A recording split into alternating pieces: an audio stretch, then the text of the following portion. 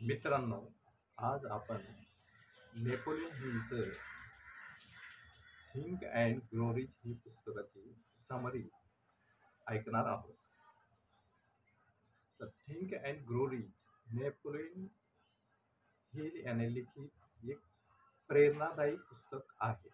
या पुस्तकाचा मराठी संक्षिप्त सारांश खालीलप्रमाणे आहे. पहिला लेसन आहे महत्वाकांक्षा.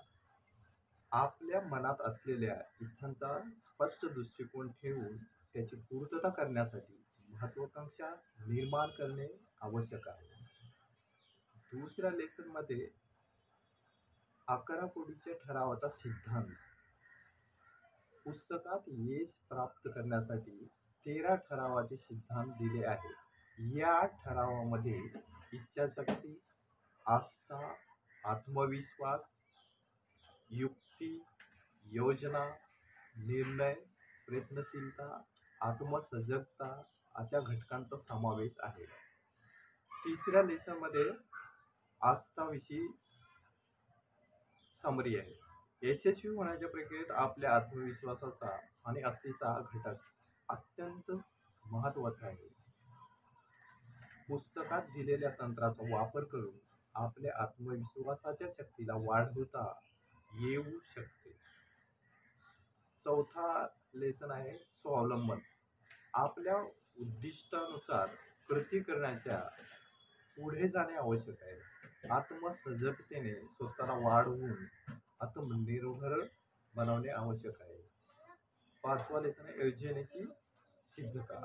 यश निश्चित करण्यासाठी आणि ठरावांच्या योजने पुष्टी करून अंमलात आणणे आवश्यक आहे. सहावा पॉईंट आहे कुटुंब आणि संबंध. आपल्या यशाच्या प्रवासात आपल्या कुटुंबाची, मित्राची आणि आपल्या संबंधाची भूमिका महत्त्वाची आहे. त्याच्या समर्थनामुळे आपल्या यशाची शक्यता वाढते. सातवा लेसन आहे सातत्य. यश प्राप्त करण्यासाठी तुम्हाला सातत्य आणि अडिगपणा आवश्यक आहे, म्हणजे जिद्द. आपल्या उद्दिष्टानुसार आव्हानाला तोंड देण्याची तयारी ठेवावी. याच्या आधारे आपण जीवनात यशस्वी होऊ शकतो. आठवा लेसन आहे भविष्यवाणी शक्ती. हिल यांच्या मते आपल्या मनाचा उपयोग करून आपण आपल्या भविष्याचा विचार करू शकतो. सकारात्मक विचार आणि आपल्या मनाच्या शक्तीचा वारंवार वापर करून यशस्वी होण्याचे मार्ग शोधणे आवश्यक आहे. नववा लेसनमध्ये नवसंशोधनाविषयी लिहिलेलं आहे. विविध संकल्पना, तत्वज्ञान आणि तंत्राचा वापर करून आपल्या विचारांना आणि कृतींना नवनिर्माणात्मक बनवणे आवश्यक आहे. नवसंशोधनामुळे आपल्या व्यक्तिमत्वातील वाढ सुनिश्चित होते. 10व्या लेसनमध्ये नकारात्मक विचाराची टाळणी. नकारात्मक विचार आणि शक्यता यांना आपल्या यशाच्या मार्गातून बाजूला सारणे आवश्यक आहे. सकारात्मक विचारांची वृद्धी करून नकारात्मक विचारांना कमी करणे आवश्यक आहे. आणि 11व्या लेसनमध्ये स्वतःवर विश्वास.